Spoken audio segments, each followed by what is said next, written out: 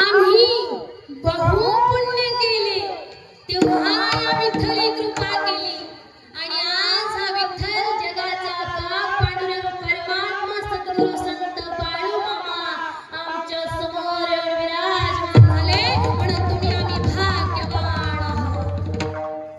ऐका ना माई बाबा, एवढा मोठा सोहळा करणं एवढं सोपं नाही। लक्षात येतंय ना?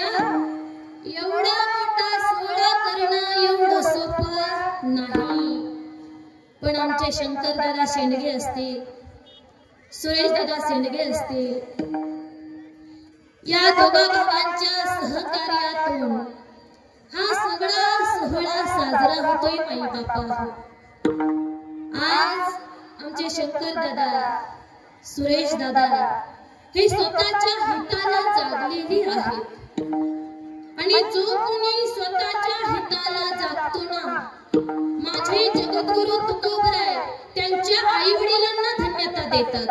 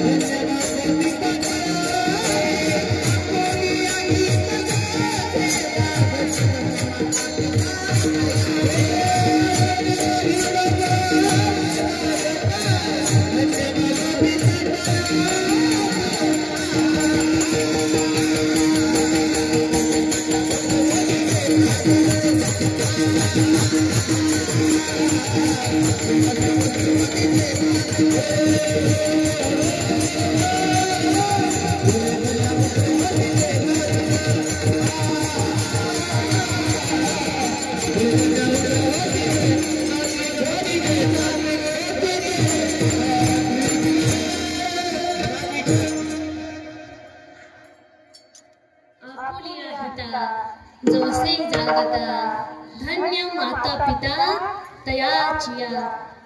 आज आमचे शेंडगे दादा दोघेही बंधू स्वतःच्या हिताला जागलेले आहेत माई बापा। अशी दोन मुलं ज्यांच्या पोटी जन्माला आलीत ना, त्यांच्या आई वडिलांना द्यावी एवढी धन्यता कमीच आहे। म्हणून पुन्हा एकदा शेंडगे परिवारातील सर्व सदस्यांना मनापासून धन्यवाद। त्याचप्रमाणे हा सोहळा ज्यांच्यामुळे एवढं भव्य दिव्य वाटतो त्यांची सिस्टीम वाले दादा त्यांना मनापासून धन्यवाद।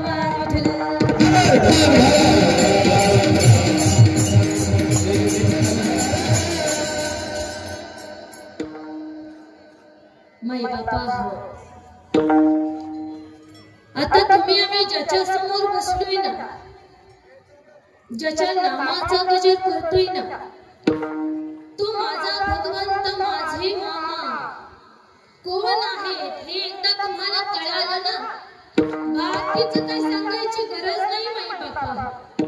ऐका ना, आता तुम्ही आम्ही ज्याच्या समोर बसलोय ना, तो या सृष्टीचा रचयिता, या सृष्टीचा पालन करता, या सृष्टीचा संहार करता, ब्रह्मांड नायक, लक्ष्मीकांत, सुदर्शनधारी, शेषशाही, या जगाचा गात पांडुरंग परमात्मा, तुमच्या आमच्या मनातला खासदार, तुम्हाला पाहिजे ते देणारा भोलेनाथ, अर्थात देवादिदेव महादेव म्हणजे माझे मामा आहे बाळू मामा।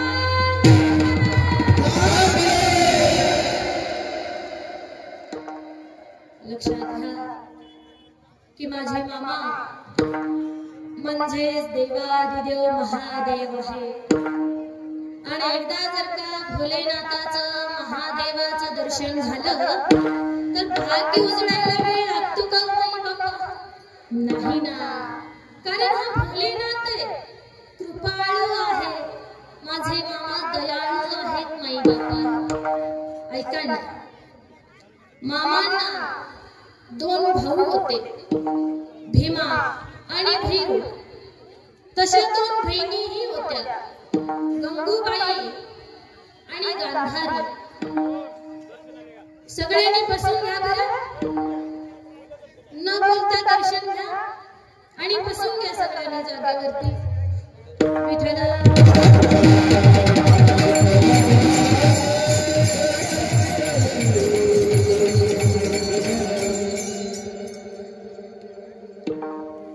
ज्याच्या दर्शनाला एवढ्या ओढीनं आलाय ना, त्याचं चरित्र तेवढ्याच ओढीनं ऐकलं पाहिजे बाई बापा. ऐका ना, मामाला दोन भाऊ होते, भीमा आणि भैरू. तशा दोन बहिणी होत्या, गंगूबाई आणि गांधारी. बघायला गेलं तर मामाला आणि भैरूला मुलं नव्हती माई बापा. पण मामांचा जो भीमा नावाचा भाऊ होता, त्यांना एक मुलगा होता ज्याचं नाव आहे दादू. पण हा दादू लहान असतानाच त्याची आई वारलेली होती, म्हणून दादूचा सांभाळ माझ्या बाळूमामांनी केला होता. पोटच्या लेकरासारखं मामांनी त्याला वाढवलेलं होतं बाई बापा. मामा जिथं जिथं पालखी घेऊन जायचे, तळावर असायचे, तिथं तिथं हा दादू मामांच्या बरोबर असायचा. मामांबरोबर राहिल्यामुळे हा दादू भलता दणकट आणि धाडशी बनलेला होता. त्यावेळी मामांबरोबर मामांच्या पत्नी सत्यवा माताही असायच्या. सत्यवा मातेचा एक भाऊ होता हुआप्पा. या हुआप्पाचं आणि दादूचं वय साधारणतः एकच होतं माई बापा. पण दादू आणि हुआप्पा कामामध्ये थोडीशी लगबग करायची, घाई करायची की सत्यवा माता तळावर असणाऱ्या सगळ्याचा स्वयंपाक करेपर्यंत या दोघांना जर का मामाने एखादं काम सांगितलं ना, स्वयंपाक व्हायच्या आत दोघं जण जायचे आणि पटापटा काम करून माघारी यायचे. एक दिवस असंच मामांनी या दोघांना बाबळीच्या फांद्या बेंदायला सांगितलं. फांद्या बेंदणं म्हणजे फांद्या तोडणं असतं माई बापा. मामाने काम सांगितलं. सत्यवा माता स्वयंपाक करायला बसल्या की हे दोघं जण गेले आणि स्वयंपाक व्हायच्या आतच पटपट सगळ्या फांद्या पेरल्या आणि माघारी आल्या. पण त्यांनी कामामध्ये केलेली घाई मामाला आवडली नाही माई बापा. मामांनी त्या दोघाला समजावून सांगितलं, काम करा पण दमाने करा, धीराने करा, घाई करू नका.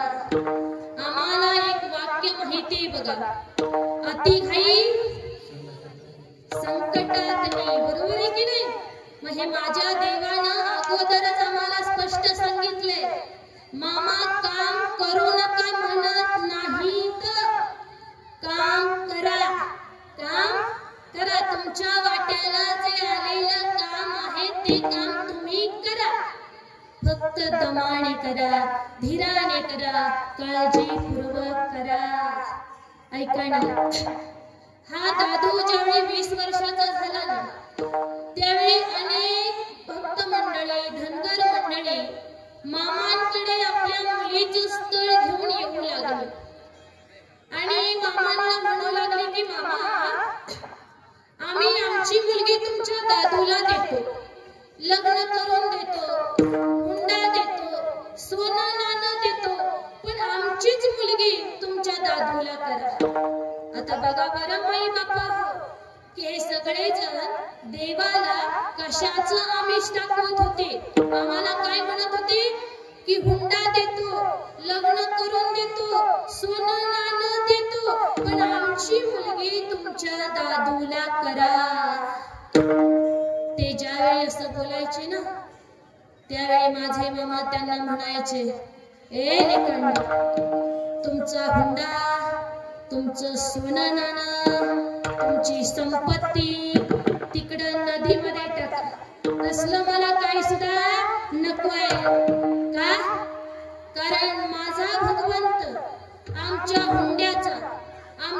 सोन्या नाण्याचा आमच्या संपत्तीचा भुकेलेला नाही, तो कशाचा भुकेलेला आहे?